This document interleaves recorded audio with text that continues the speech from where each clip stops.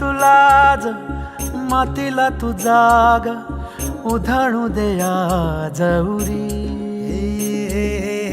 उजाडू दे आज साकड हे माग होऊ दे पहाट नवी. आता होऊन जाऊ दे साऱ्या जगाला पाहू दे पडू दे पाऊल जरी काट पाया खाली लाख येळा येऊ दे पडू दे पाऊल.